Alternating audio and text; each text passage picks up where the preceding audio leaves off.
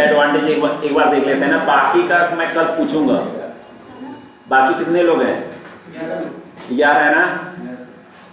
आपके लिए शायद जो नेक्स्ट मॉडल होगा उसका एडवांटेज पूछूंगा, ठीक है ना। चलो इसका पहला पॉइंट देखते हैं, क्या बोल रहा है, आप लोग को दिख रहा है? एक बार जल्दी से डिस्कशन कर लेते हैं। Testing start in the early stage of the product development which avoid downward flow of the defect. जो हमारा वाटरफॉल मॉडल है क्या है, डाउनवर्ड है ना, उसके बाद हम रिवर्स नहीं कर पा रहे थे। तो इसमें क्या है कि हम जो डेवलपमेंट हो रही है अर्ली स्टेज में, हम टेस्टर इन्वॉल्व होके जो भी इशू है उसको क्या कर दे रहा है, फिक्स कर दे रहा है। तो इसका एडवांटेज है, क्योंकि कॉम्प्लेक्स चीज़ें ना हो। मान लो अगर इन केस मान लो जो कुछ क्या होते हैं रॉन्ग रिक्वायरमेंट आते हैं ना, तो उसको अगर टेस्टर भी अपने इनपुट देके उसको फिक्स कर देगा, तो फिर उसको दोबारा कोई चीज़ क्या रिपीट चीज़ें नहीं करनी पड़ेगी, इटरेशन नहीं करनी पड़ेगी। मान लो कोई रिक्वायरमेंट को फिक्स कर दी, डेवलपमेंट हो गई, डिप्लॉय कर दी, फिर बाद में समझ आया उसको तो करना ही नहीं था, फिर जो कोड किए हैं उसी को कोड को हटाना, फिर नए चीज़ें लाना, तो कॉम्प्लेक्स नहीं हो जाएगा। इसलिए पहले क्या करते हैं, अर्ली स्टेज में टेस्टर भी इन्वॉल्व हो जाता है। पहले क्या करते हैं, रिक्वायरमेंट क्या करते हैं, फिक्स कर देते हैं। समझ बात आई? सेकंड क्या, test team will be ready with the test cases by the time developer release the software. अब इसमें वाटरफॉल मॉडल में क्या था, क्या इशू था, उसमें ये इशू था टेस्टर जब इन्वॉल्व होता था तब टेस्ट केस क्रिएशन होता था, तब टेस्ट केस लिखते थे। लेकिन अब इसमें क्या है, हमारा अर्ली स्टेज है, हम पहले से ही टेस्ट केस अपना क्या रखे होते हैं, रेडी कर रखे हैं, तो हमें टेस्ट करने में आसानी होगी। हमारा रिक्वायरमेंट पहले से ही डिस्कशन हो रखा होता है, तो हमें रिक्वायरमेंट पहले से क्या होगा, क्लियर होगा, एकदम पिक्चराइज होगा कि यार ऐसे अब होगा, तो हम टेस्टिंग भी एग्जीक्यूशन बहुत जल्दी से कर लेंगे। उस टाइम पे वाटरफॉल मॉडल में सबसे ड्रॉबैक क्या था, हम टेस्टिंग में इन्वॉल्व होते थे, उसमें क्या इशू होता था, रिक्वायरमेंट को समझना, अब उसमें भी कुछ लैकिंग है तो उसको प्रोडक्ट टीम से डिस्कस करना, क्लाइंट से डिस्कस करना, एक लंबा प्रोसेस चलता था। लेकिन इसमें क्या है, टेस्ट केस क्रिएशन में टेस्ट केस बना लेंगे तो हम जल्दी से क्या करेंगे, एक एक पॉइंट हम चेक कर लेंगे, ठीक है ना। सर रीमॉडल में टेस्ट केस कब लिखते हैं, रीमॉडल में टेस्ट केस स्वाप में लिखते हैं। हाँ, जब हम अर्ली स्टेज में इन्वॉल्व हो जाता है, रिक्वायरमेंट एक बार फिक्स हो जाती है, हम रिक्वायरमेंट फिक्स कर देते हैं, तो डिजाइनिंग टाइम पे हम रिक्वायरमेंट को फिक्स करके डिजाइनिंग जब होने लगती है तभी हम टेस्ट केस स्टार्ट कर देते हैं। हाँ, तभी उसमें यार हमारे पास रिसोर्स क्या लिमिटेड है, हम टेस्टिंग टीम ही तो इन्वॉल्व हो जा रही है ना, तो हम स्टार्ट कर देते हैं टेस्ट केस क्रिएशन। देखो बता भी रहा है, testing will be ready with the test case by the time developer release that software with the turn save a lot of time. तो हमारा अब क्या, हमें टेस्ट केस तो लिखना ही है ना, हमारा काम क्या है, टेस्ट केस लिखना। टेस्टर का मेन काम है टेस्ट केस लिखना। उसी स्टेप के बिहाफ पे हम फंक्शनलिटी को क्या करते हैं, चेक करते हैं, चला के चेक करते हैं। क्यों लिखते हैं टेस्ट केस, इसलिए लिखते हैं यार, क्योंकि देखो रिक्वायरमेंट तो एक बल्क में आई है, मॉड्यूल वाइज आई है ना, लेकिन उसमें कौन कौन सी क्या है स्टेप है, कौन कौन सी फंक्शनलिटी है, एक एक चीज हम किसमें लिख देते हैं, टेस्ट केस। वैलिडेशन क्या है, वैलिडेशन क्या है, कलर की साइज क्या है, कोई बटन है उसकी साइज क्या है, सब कुछ हम किसमें मेंशन करते हैं, टेस्ट केस। और जब हम टेस्ट करने जाते हैं तो हमारे पास एक क्या होता है, ब्रॉडर स्टेप होता है, या उसी स्टेप को फॉलो करके हम एक एक करके क्या करेंगे, चेक करेंगे। अब वो चेक करेंगे, अगर मान लो ये पास हो गया तो हम क्या करेंगे, टेस्ट केस को पास कर देंगे। आपने टेस्ट केस रन किए कि नहीं किए, उसमें आपके टेस्ट केस पास होते हैं, फेल होते हैं, कुछ ऐसा अभी रिपोर्ट नहीं बन रहा होगा ना आपका। ऐसे ही जब ऑटोमेशन करोगे ना तो एक रिपोर्ट जनरेट होती है, उसमें आपके टेस्ट केस पास हो रहे हैं, फेल हो रहे हैं, उसमें क्लियर दिखाएगा। नहीं, आपके पास ऑटोमेशन में एक रिपोर्ट का एक लाइब्रेरी होगी, उसको यूटिलाइज करके, जैसे मान लो आप 10 टेस्ट केस रन कर चुके हो, आपने 10 टेस्ट केस क्या बना कर रखे हैं, ऑटोमेट कर रखे हैं, आपने रन किए, तो उसमें तो हो सकता है 8 टेस्ट केस आपके यहाँ क्या हो जाए, पास हो जाए, और 2 क्या हो जाए, फेल हो जाए। तो ऐसे ही हमारे पास मैनुअली में भी हम टेस्ट केस लिखते हैं, उसको हम पास फेल करते हैं। जो पास हो गए तो उसके बग रेंज नहीं होंगे, जो फेल होंगे उसके क्या होंगे, बग रेंज होंगे। इसका मतलब हमारे टेस्ट के सारे क्या होने चाहिए, पास होने चाहिए। जो फेल होंगे वो किस टर्म में रिपोर्ट रेज होंगे, बग के टर्म में। हम बग रेज करेंगे इसको, डेवलपर को, भैया ये प्रॉब्लम आई है, हमारे ये टेस्ट केस पास नहीं हो रहे। भैया हम एक्चुअल और एक्सपेक्टेड मैच करते हैं ना। हमारे पास एक्सपेक्टेड चीज होती है किसके टर्म में, रिक्वायरमेंट के टर्म में, और उस रिक्वायरमेंट को हम किस में लिख देते हैं, टेस्ट केस में। और वो टेस्ट केस हम चेक करते हैं, और चेक करते हैं सारे टेस्ट केस रन करके चेक करते हैं, और जो फेल होते हैं उसी की प्रॉब्लम को हम क्या किसको बताते हैं, डेवलपर को। बस यही चीज है। और टेस्ट केस एक टेस्टर के लिए समझ लो क्या है, वेरी इंपॉर्टेंट है, क्योंकि वही चीज हमें एग्जीक्यूट करके चेक करना है। बात समझ में आई कि ना।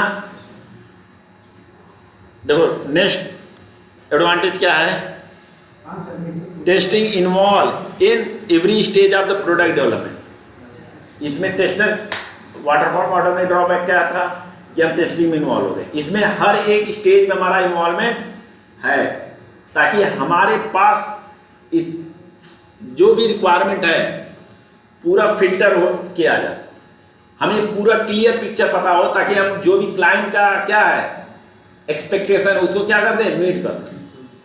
इसलिए व्यू मॉडल में ये इनहेंसमेंट है किसका, वाटरफॉल मॉडल में। तभी तो ये व्यू मॉडल हुआ है ना। इसमें क्या हो रहा है, टेस्टिंग और डेवलपमेंट साथ साथ चल रहे हैं।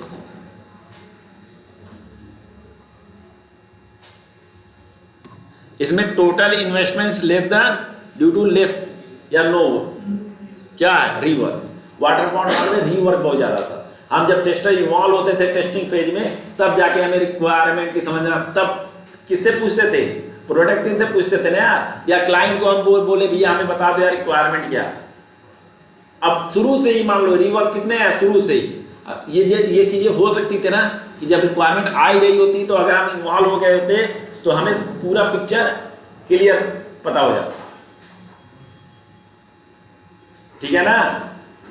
अब देखो डिसएडवांटेज क्या है, initial investment is more as compare to waterfall model, क्योंकि टेस्टर भी तो इन्वॉल्व हो रहा है साथ में, उसकी भी तो सैलरी मंथली जाएगी कि नहीं जाएगी, और डेवलपर भी, और प्रोडक्ट टीम तो है ही। तो इसका मतलब तीनों टीम एक साथ में चल रहे हैं। इस वजह से इसमें इनिशियल इन्वेस्टमेंट हाई है। अब जो आगे के मॉडल हैं उनके सभी इनिशियल इन्वेस्टमेंट सारे हाई होंगे, क्योंकि इसमें रिक्वायरमेंट जो चेंजेज हो रहे हैं उसको हम एक्सेप्ट कर रहे हैं। कब, जब डेवलपमेंट हो रही है उसके ड्यूरेशन में भी, उसके पहले भी, उसके बाद। मतलब हम फुली फ्लेक्सिबल हो जाएंगे कि भैया आप रिक्वायरमेंट ला रहे हो ना, कोई बात नहीं, जब ये नया डेवलपमेंट जा रहा है उसी साथ हम आपके ये चेंजेस चेंज कर देंगे। इसी 2 वीक में जो चेंजेस जा रहा है उसी के साथ हम ये भी डेवलप करें। तो हमें तब क्या होता है, अब मान लो नए चेंजेस आए, कहेंगे भैया 1 वीक कर दो, तो हम 2 वीक जो स्प्रिंट हमारा जो टाइम फ्रेम होता है 2 वीक में डिप्लॉयमेंट जाना है, तो हम कहेंगे भैया नहीं, इस बार क्या जाएगा, 3 वीक में जाएगा डिप्लॉयमेंट। क्योंकि ये जो आप नए चेंजेस दे रहे हो इसमें भी टाइम क्या लगेगा, कुछ टाइम लगेगा। ठीक है ना।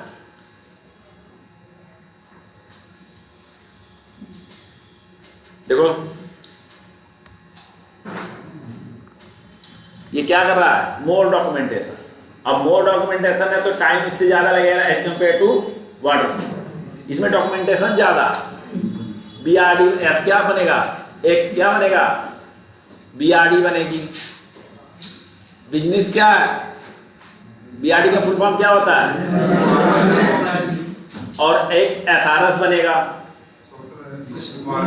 वो सिस्टम रिक्वायरमेंट स्पेसिफिकेशन। ये सारे डॉक्यूमेंट बनते हैं पैरेलली साथ में। ठीक है। अब देखते हैं स्पायरल, और स्पायरल पूछते हैं, और ये अभी भी यूज हो रहा है स्पायरल मॉडल। क्यों, जैसे कोई बैंकिंग का एप्लीकेशन है जो लॉन्ग टर्म के लिए यूज हो रहा है, उसके लिए स्पायरल मॉडल बहुत अच्छा पिक्चर लेके आता है। यार आप ऐसा करो, कोई अगर जहाँ पे पेमेंट का एंगल है वहां पे स्पाइरल मॉडल बल्क में यूज करते ही करते हैं, क्योंकि यहाँ पे एक सबसे अच्छा ब्यूटी क्या दे रखा है इसने, क्या मालूम है? रिस्क। इसको रिस्क जो एंगल है ना, वो ये बताता है कि यार ऐसा कुछ मॉडल हो जो रिस्क को क्या कर सके, कम कर सके। और सारे सेम है, बस इसमें रिस्क फैक्टर आता है। जितने मॉडल हैं उसमें रिस्क फैक्टर कितने आते हैं? इस बार मॉडल में यही डिफरेंस पूछता है। रिस्क हाँ, आप इश्क तो नहीं समझ रहे थे।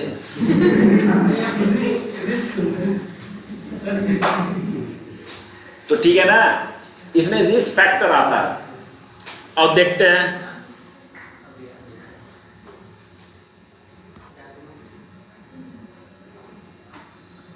देखो हर मॉडल में क्या बोल रहा है कि आप यार कोई मॉडल पढ़ने से पहले आप क्या पढ़ लो, एचडीएलसी। क्योंकि एचडीएलसी जो हमारा बेसिक है उसी से सारे मॉडल बने। बस अप्रोच और उसके क्या है एडवांटेज के बिहाफ पे मॉडल बना दिए। सिंपल सी बात है, उसके जो फीचर है उसी के बिहाफ पे मॉडल बना दिए। देखते हैं, देखो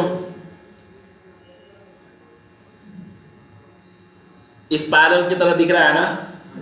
और देखो रिस्क एनालिसिस, उसके बाद स्टार्ट कहां से हो रही है? प्लानिंग से स्टार्ट हो रही है। उसके बाद रिस्क एनालिसिस में आ रही है, देख लो। उसके बाद डिजाइन, फिर इवैल्यूएशन, फिर प्लानिंग, ये चलते रहेगा।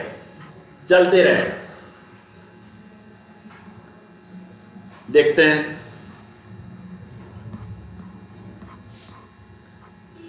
Spiral model was first describe by Barry W Boehm. उसके बाद अमेरिकन सॉफ्टवेयर इंजीनियर था। और जो ये प्रिंसिपल आए हैं ना, ये मैक्सिमम सॉफ्टवेयर इंजीनियर ने ही दिए, क्योंकि उनको बहुत सारे क्या मिले, चैलेंजेस।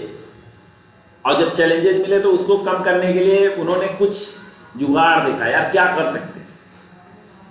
उसके लिए अब हाई इन्वेस्टमेंट लगे चलेगा,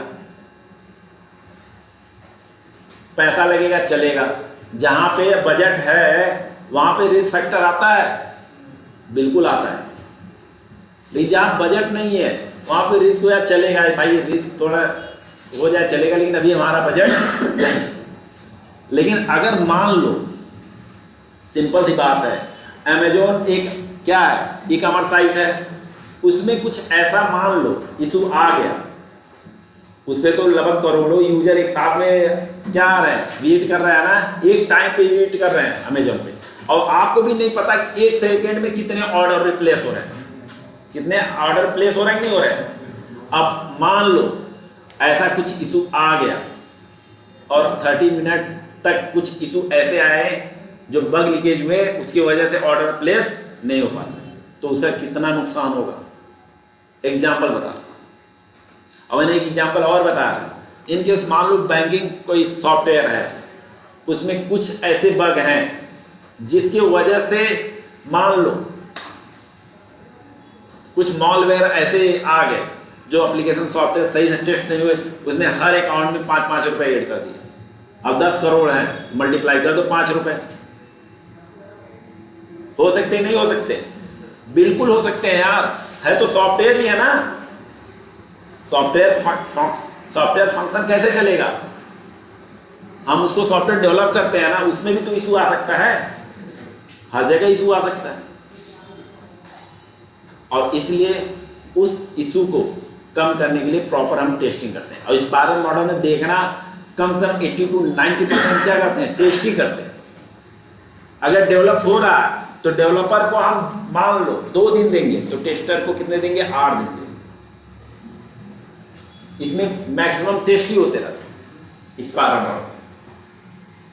एक छोटा सा ही मॉड्यूल जाएगा, लेकिन प्रॉपर टेस्ट होके डिप्लॉय, कोई इसमें बग लीकेज का चांस ही नहीं हो, देना ही नहीं। जैसे हम कहते हैं ना 100% टेस्टिंग नॉट पॉसिबल, लेकिन हम 90.9% कोशिश करेंगे कि यार ना ही इशू आए। कॉर्नर यार 0.01% तो हो ही सकता है, लेकिन इसमें इसलिए टेस्टिंग एफर्ट ज़्यादा दिए क्योंकि यहाँ पे रिस्क है। देखते हैं the spiral model work in an iterative nature. ये बार बार चीजें क्या हो रही है, रिपीट हो रही है। It is a combination of the both prototype development process and linear development. Prototype क्या है, मतलब एक जैसे हम इसके पहले प्रोटोटाइप क्या होता है मालूम है, एक मॉडल है जहां पे हमने एक प्रोटोटाइप बना दिया, रिक्वायरमेंट पहले से क्या हो रही है, साइकिल में फिक्स हो रही है। आपको वो इसलिए नहीं बताया क्योंकि वो इंपॉर्टेंट है ही नहीं। इतना समझ लो, इटरेशन जो रिक्वायरमेंट हो रही है ना, रिक्वायरमेंट फिर उसके बाद रिस्क एनालिसिस, ये बार बार चीजें क्या हो रही है, इटरेट हो रही है। और उसके बाद क्या है, क्या है, इंक्रीमेंटल है ना यार। पहले प्लानिंग करोगे ना, पहले क्या कर रहे हो, ऐसा तो नहीं है रिस्क एनालिसिस कर रहे हो, पहले क्या स्टार्ट किए हैं, प्लानिंग। इसका मतलब है जो प्रोसेस हमने वाटरफॉल मॉडल से स्टार्ट किए वो भी यहीं पे फॉलो हो। हम सिक्वेंसर से ही चल रहे हैं लेकिन इटरेटिव चल रहे हैं, और इसमें रिवर्स बैक नहीं जा सकते थे, इसमें जा भी रहे हैं। किस तरह से जा रहे हैं, किस तरह से, स्पाइरल की तरह कि अगर हमने प्लानिंग कर लिया, फिर हमने रिस्क एनालिसिस कर लिया, उसके बाद डिजाइन, उसके बाद इवैल्यूएशन। देखते हैं इसके बाद आगे की चीजें पढ़ लेना। देखो अब स्पाइरल मॉडल में 4 फेजेज और अलग अलग फेजेज में क्या हो रही है। देखो क्या प्लानिंग फेज में requirement gathering, cost estimation, resource allocation. Planning में हम इसमें क्या कर रहे हैं, रिक्वायरमेंट गैदरिंग कर रहे हैं, रिक्वायरमेंट हम ले रहे हैं क्लाइंट से, और फिर अब प्लानिंग जब रिक्वायरमेंट ले रहे हैं तो इसमें रिसोर्स भी एलोकेट कर देते हैं कि कौन कौन सा रिसोर्स की रिक्वायरमेंट होगी, और इसमें लार्ज टीम चाहिए होती है, इसलिए इसमें रिसोर्स एलोकेशन कर देते हैं, भैया आपका ये प्रोजेक्ट है, इस पे हमारे ये रिसोर्स लगे। हम कॉस्ट एस्टिमेशन दे देते हैं, क्यों, क्योंकि लॉन्ग टर्म प्रोजेक्ट के लिए होता है। और किस में हम करते हैं, प्लानिंग। ये बात समझ में आई। सेकेंड क्या है, रिस्क एनालिसिस, और इसमें हम ये चेक करते हैं कि प्रोजेक्ट का वीकनेस कहाँ हो सकता है। जहां पे रिस्क का फैक्टर है ना, उसमें वीकनेस देखते हैं किसका, प्रोजेक्ट का। यार हो सकता है कि यहाँ पे इस पॉइंट पे इशू आ सकता है, तो प्रॉपर उसका एनालिसिस करेंगे। जैसे अमेजोन का हो गया, लॉन्ग टर्म प्रोजेक्ट क्या है, उसमें हम ये देखेंगे यार कि यूजर जब प्रोडक्ट चेकआउट कर रहा तो वहां पे कोई इशू ना आए, जब वो प्लेस ऑर्डर करने के बाद पेमेंट कर रहा है तो वहां पे इशू ना आए। हमने 80-20 का रूल पढ़ा है ना, तो हम ये कोशिश यहाँ पे फॉलो करते हैं। ये भाई हम देखते हैं यार ऐसा कुछ जहाँ पे रिस्क फैक्टर है, मॉड्यूल है, वहां पे क्या हो, इशू ना आए। वहां पे ज्यादा से ज्यादा हमें चेक करना है, टाइम कंज्यूम करना है ताकि यहाँ पे इशू ना आए।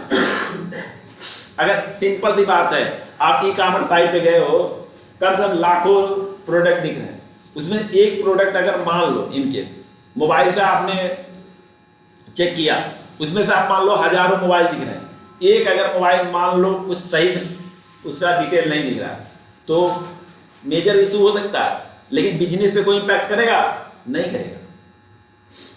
लेकिन ऐसा कोई फैक्टर जो हमारा फंक्शनलिटी किस पे है, प्लेस ऑर्डर पे है। आप जैसे मान लो यूजर किस पे जाएगा, प्लेस ऑर्डर पे ही जाएगा ना, वो तो कॉमन फंक्शनलिटी है यार। अमेजोन का जब प्लेस ऑर्डर करते हो कार्ट में जाता है, तो ये इंडिया में कॉमन फंक्शनलिटी है ना, जो आपका फंक्शनलिटी दिखेगा अगर मैं यूज करूंगा वैसे ही दिखेगा, क्योंकि एक ही प्लेटफॉर्म पे काम कर रहा है ना। तो मान लो अगर मैं चैलेंजेस फेस करूंगा तो ऐसा नहीं हो सकता आप नहीं करोगे, सेम करोगे यार। तो इसलिए इसकी एनालिसिस करते हैं यार, इस पे इशू ना आने का, तो इसमें हम टाइम कंज्यूम करके प्रॉपर क्या करते हैं, टेस्ट करते हैं। बात समझ में आई।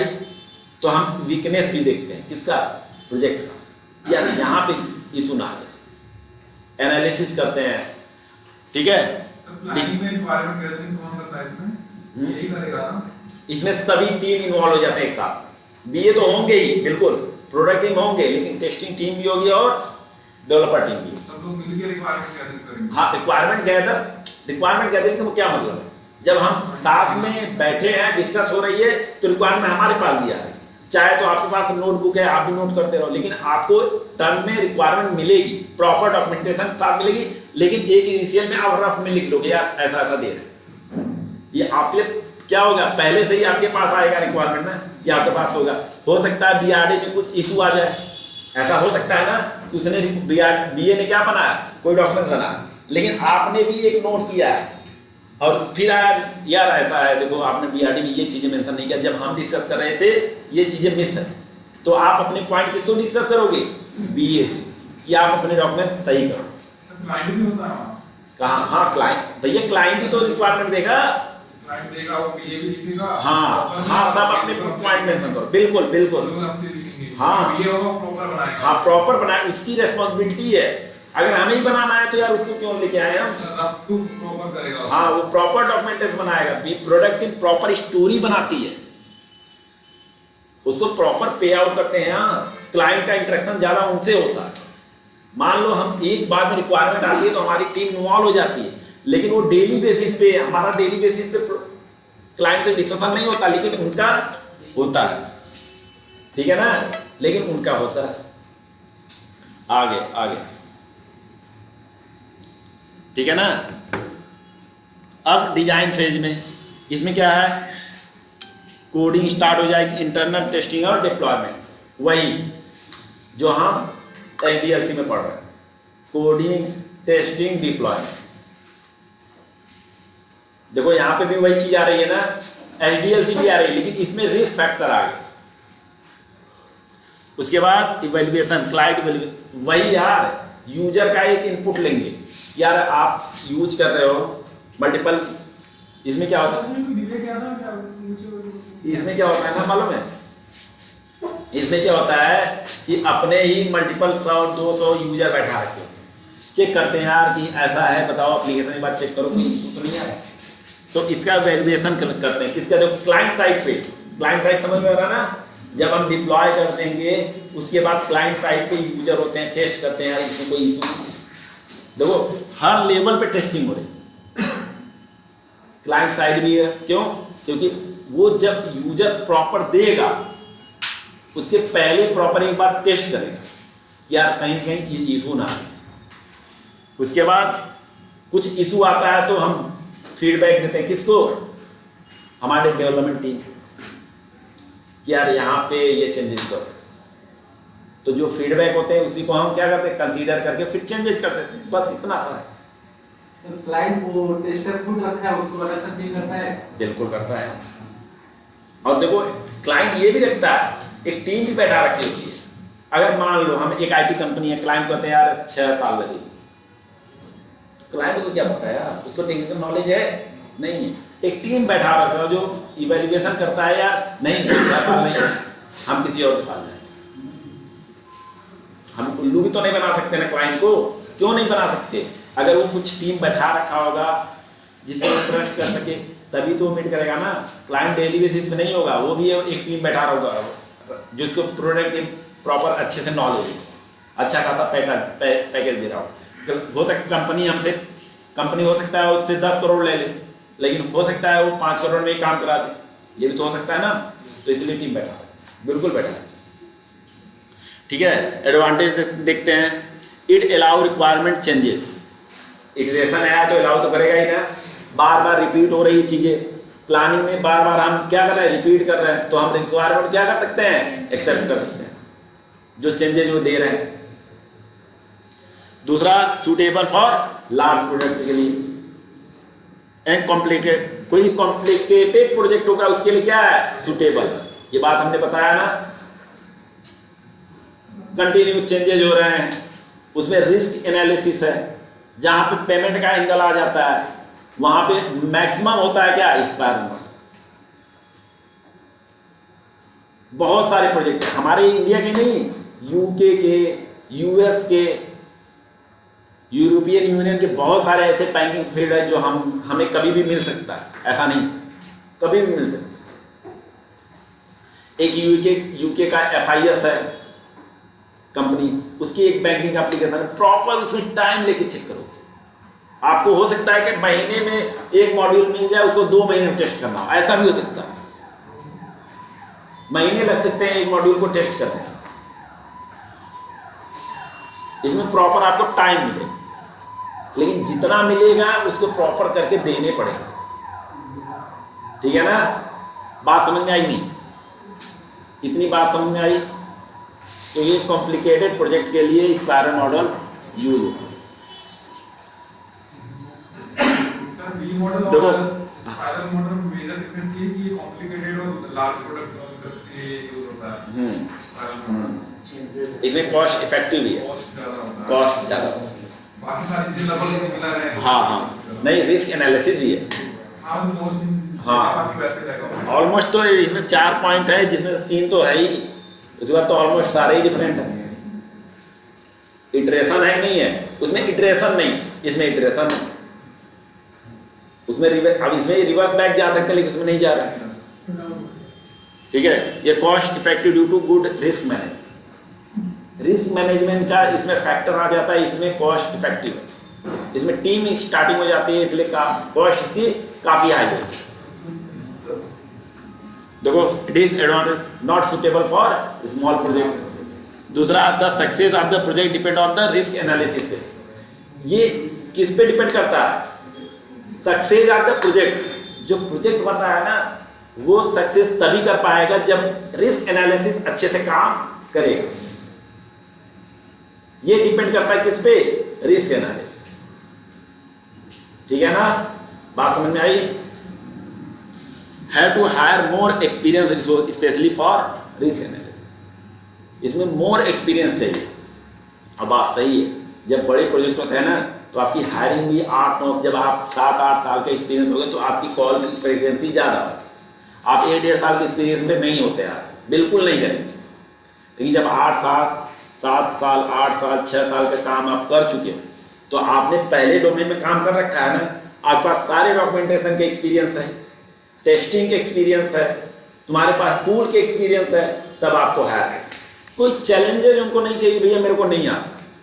आपने मल्टीपल डोमेन में काम किया तो भैया आ जाओ, पैसा आप जो मांगोगे देंगे, लेकिन आपके पास एक्सपीरियंस प्रॉपर है।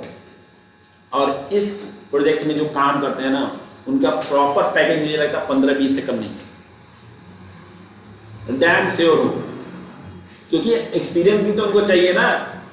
अगर किसी कंपनी में आप 3 साल से, मान लो एग्जाम्पल में 3 लाख के पैकेज से स्टार्ट किए, एग्जाम्पल मान लो फ्रेशर से, 6 साल के बाद आप कितने पे आ सकते हो? अगर 1.5 लाख रुपए साल का भी अगर मानो तो 6 1.5 9 9 3 12। अगर उसके दौरान में आपने 2 कंपनी छोड़ चेंज कर दी, तो मान लो 40% हाइक का मान लो, तब भी तो 4-5 लाख रुपए प्लस हो जाए ना। तो कितने पर हो गए? 15-16 लाख हो गए, नहीं हो गए? आराम से 5-7-6 साल पे आप आराम से 15-16 लाख उठा सकते, आराम से। और मिनिमम बता रहा हूं 12 लाख। अगर आप एज ए फ्रेशर भी काम कर रहे हो तो 5-6 साल बाद आप कम से कम 12 पहुंच जाओ, क्योंकि इसमें इंक्रीमेंट बहुत अच्छा होता है। किसमें? IT। अदर फील्ड में तो कम होता है, लेकिन इसमें प्रॉपर बढ़िया सा इंक्रीमेंट होता है। लेकिन आपने अगर कंपनी चेंज कर दी तो पैसा बहुत अच्छा मिलता है। सेम काम करोगे, सेम प्रोसेस रहेगा, बस कंपनी चेंज। ठीक है?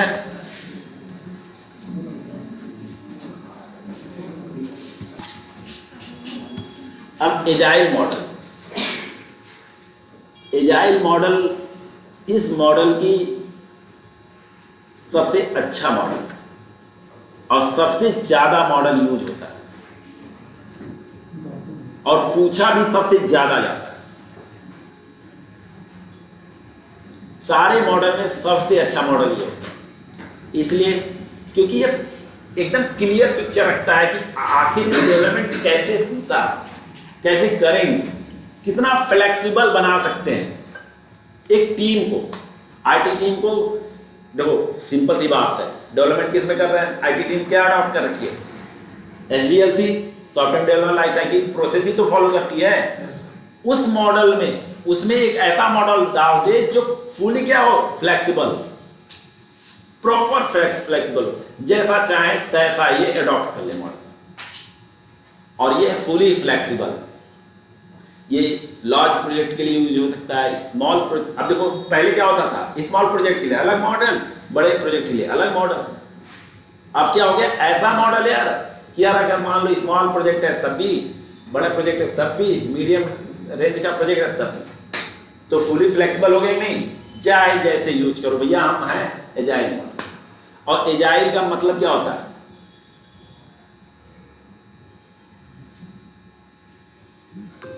एजाइल का मतलब क्या होता है, कुछ नहीं, यहाँ एक नाम दे दिए यार, आपका नाम क्या है, राम है, सब आपका नाम दे दिए क्या, मान लो। अब आपके नाम से पूछे क्या मतलब है ना, मतलब तो दे सकते हैं, लेकिन आपका नाम दे दिए मान लो, तो इनका एजाइल नाम दे दिए, और इस नाम को अगर एजाइल बोलेंगे तो मतलब क्या है, प्रोसेस है, क्या है, प्रोसेस एजाइल। अब मान लो वाटरफॉल मॉडल क्या है, प्रोसेस ही तो है ना यार। हम क्या कर सकते हैं, सिर्फ कैंसिल कर सकते हैं, रिवर्स बैक नहीं कर सकते, ये प्रोसेस ही तो है ना, एक फ्रेमवर्क है। एजाइल भी क्या है, एक प्रोसेस। हमें अलग अलग मॉडल देते हैं बस। हाँ जी, एजाइल का मतलब फुर्तीला होता है हिंदी में एजाइल का अर्थ फुर्तीला होता है। हाँ, हिंदी का मतलब फुर्तीला हो सकता है, बिल्कुल हो सकता है, लेकिन हम प्रोसेस की बारे में बात करते हैं। जैसे वाटरफॉल मॉडल में जो उसका क्या है, फीचर है, उस बिहाफ पे हम क्या करते हैं, उसका एक फ्रेमवर्क बना देते हैं, उसकी प्रॉपर्टी। एजाइल का प्रॉपर्टी क्या है, ये इटरेटिव और इंक्रीमेंटल है, जैसा क्या है, स्पाइरल है। ये सीक्वेंशियल और क्या है, इंक्रीमेंटल। और इसमें 4 फैक्टर आते हैं, 4 साथ 3 आते हैं। कौन कौन से,